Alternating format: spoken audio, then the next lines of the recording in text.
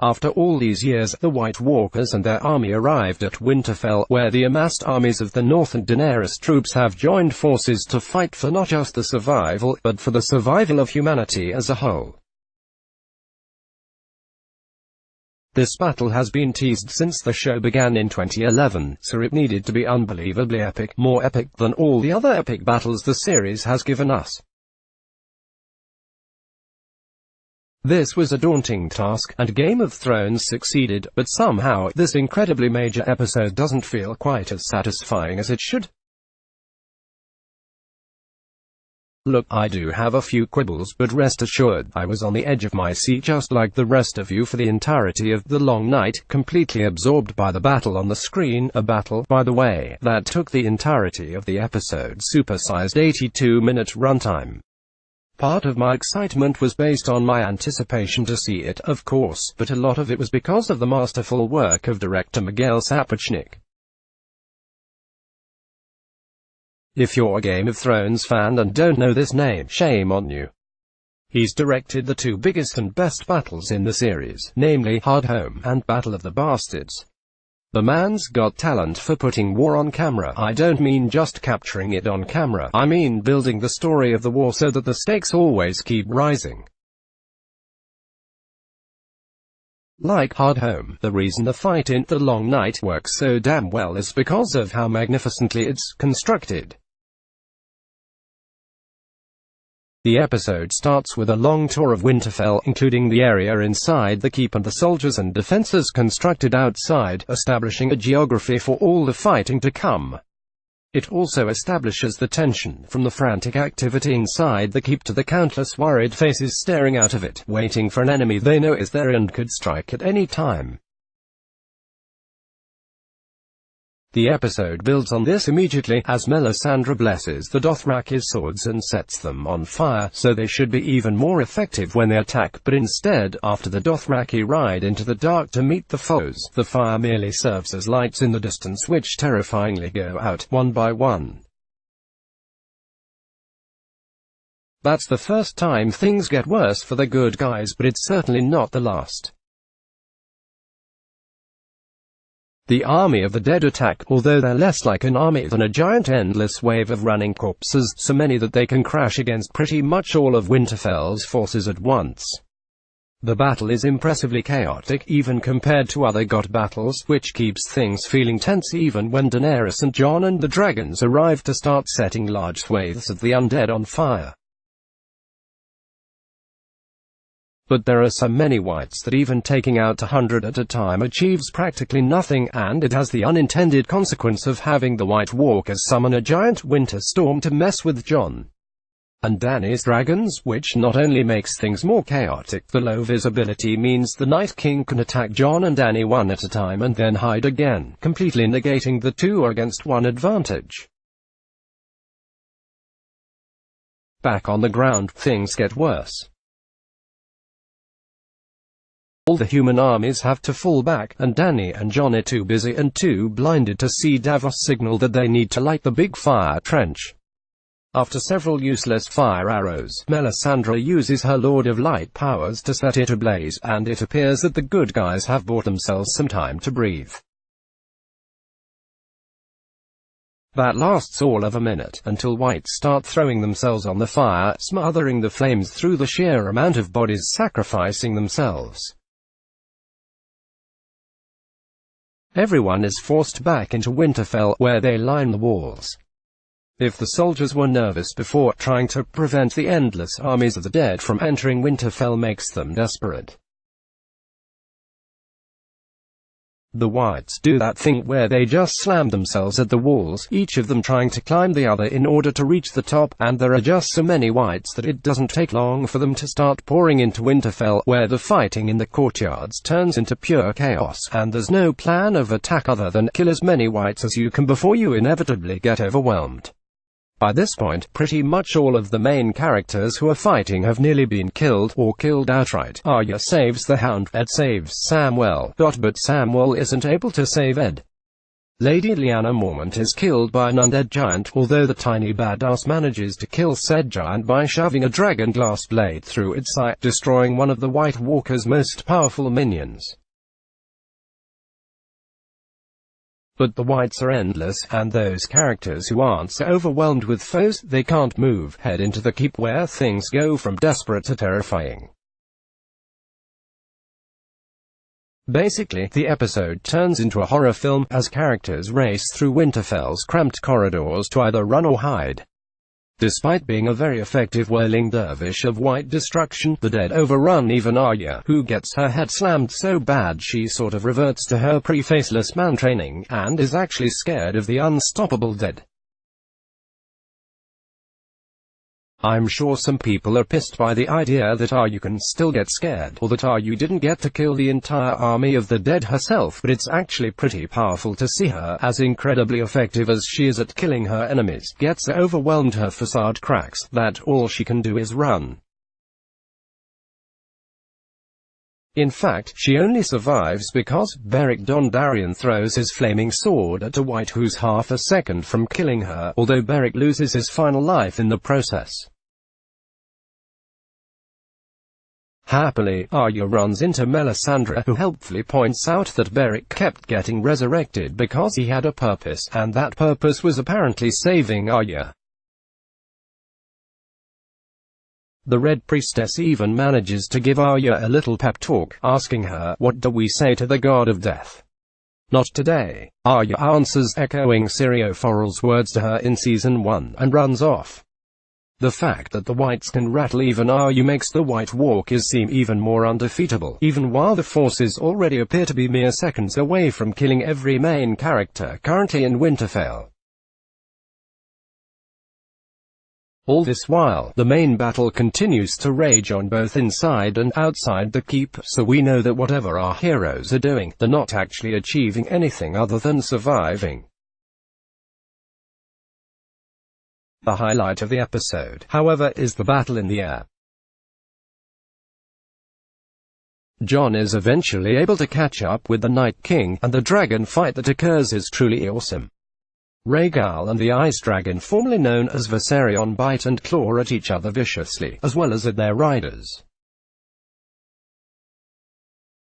The Night King also has one of those dragon-killing ice spears that he tries to lob at Rhaegal, except the fight is too frenetic to give him a chance to use it, especially after Daenerys slams into them, knocking the Night King off Viserion, and down several hundred feet to the ground below. Daenerys, Emilia Clarke, and Jon Snow, Kit Harington, enjoy a very brief light show. Image HBO. The fall, of course, doesn't hurt the Night King at all, but it does allow Daenerys to shoot him right in the face with a solid 30 seconds or so of dragonfire.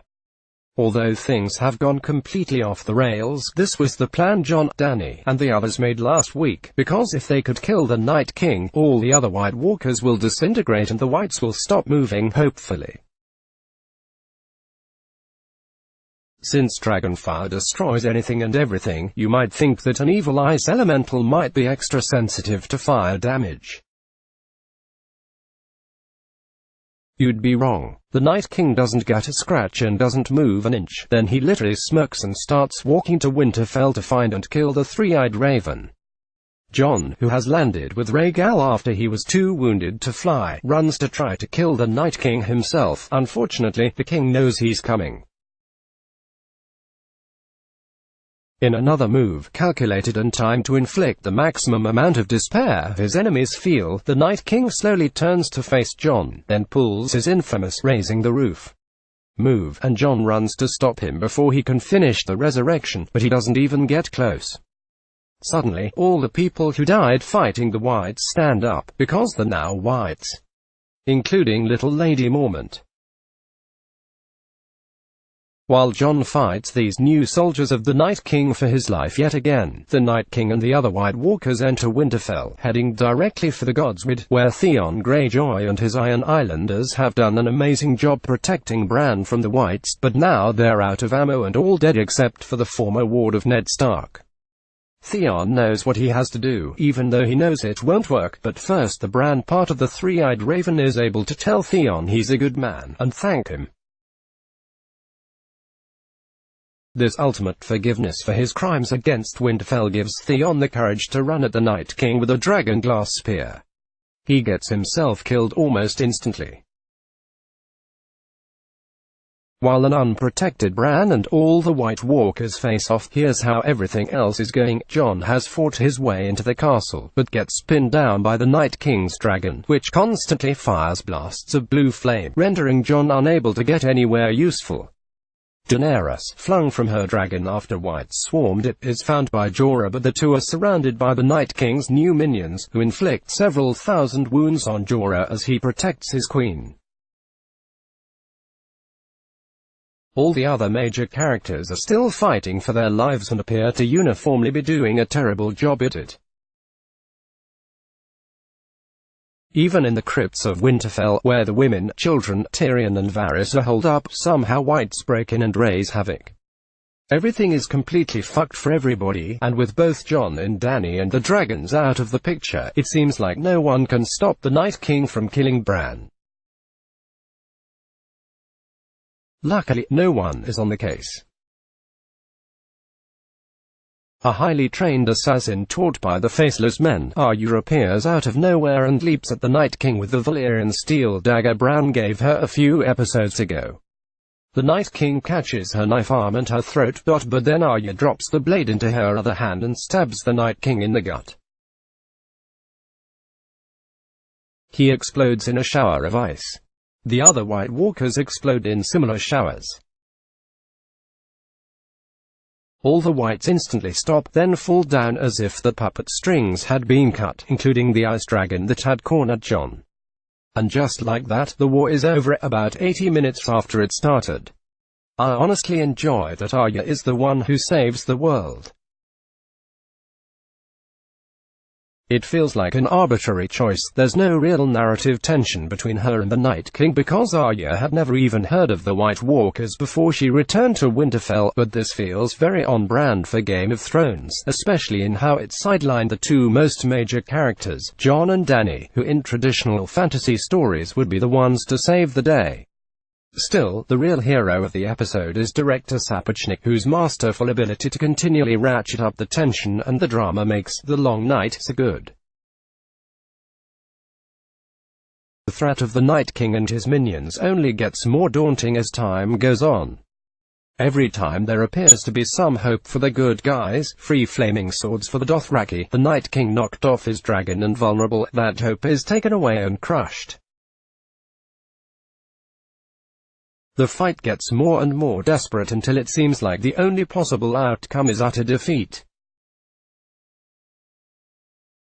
This is an incredible achievement when you remember that Sapochnik's maintaining this gradual increase of tension and mood for the entirety of a single 82-minute battle, cannily giving audiences small breaks from the action, such as checking in with Sansa and Tyrion, or a quiet moment with Bran and Theon in the Godswood, or even when Arya's storyline turns into a horror movie for a bit. They help keep audiences from getting overwhelmed and/or bored, which is no small feat when a significant portion of the episode's runtime is of close-ups of unknown characters swinging weapons at enemies in obscure lighting. Sansa, Sophie Turner and Arya, Maisie Williams, seen not having a weird-ass conversation where they threaten each other. Image, Helen Sloan, HBO. There's more to like than that, though. I don't think Jorah's death scene was particularly moving, but it was a good way for the character to go. I like that Theon got that last bit of forgiveness before sacrificing himself, and I like how Bran had enough humanity left in him to make sure Theon knew he was forgiven. I liked how Beric's many resurrections were explained, because he had to save Arya in that one moment, and I also like how Melisandre, her mission over it, decides to walk into the snow, take off the magic necklace that keeps her looking young, get very old and die, all while a very confused Davos watches. As great as all this is, there were definitely issues. As gargantuan as the fight scenes seemed, there was a lot obscured by darkness or a CG snowstorm or smoke or just about anything. Sometimes it left the impression that we were watching an epic battle that we just couldn't make out particularly well. more troublingly, fitting a battle that we've been anticipating for 7 1/3 seasons into a single episode, regardless of whether it's 82 minutes or not, makes the entire conflict feel kind of small. Sure, the White Walkers killed a zillion people, but it only took the forces of good 82 minutes to defeat them. So much was forcibly packed into this episode that literally none of the non-Night King White Walkers did anything.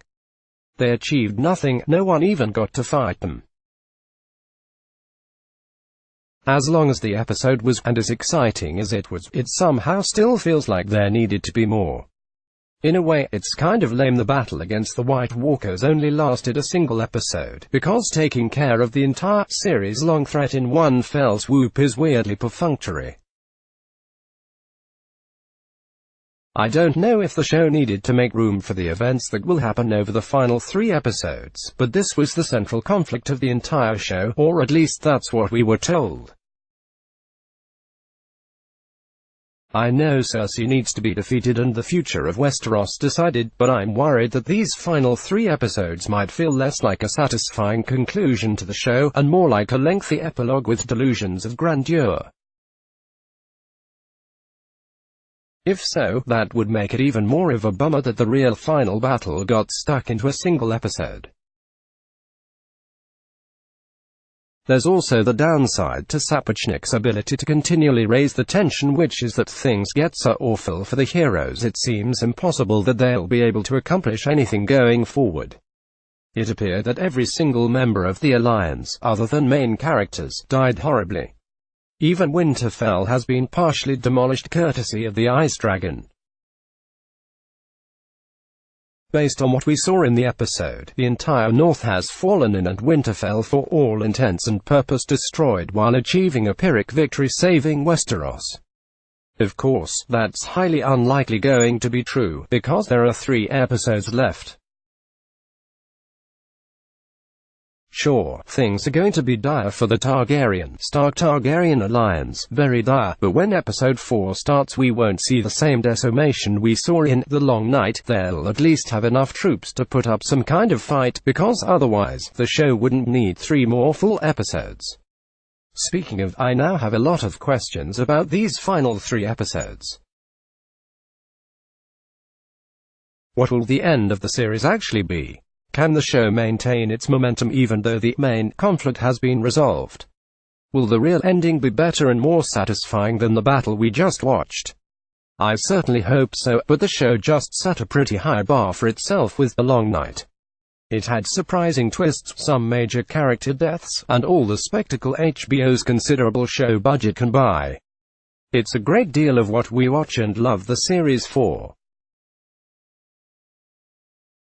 It also had the ultimate battle of the entire series, and now the story's primary threat of the Night King and the White Walkers has been defeated. Unfortunately, I have my doubts that fighting Cersei and a bunch of sellswords is going to have quite the narrative impact of a battle against the forces of death and darkness for the survival of humanity itself.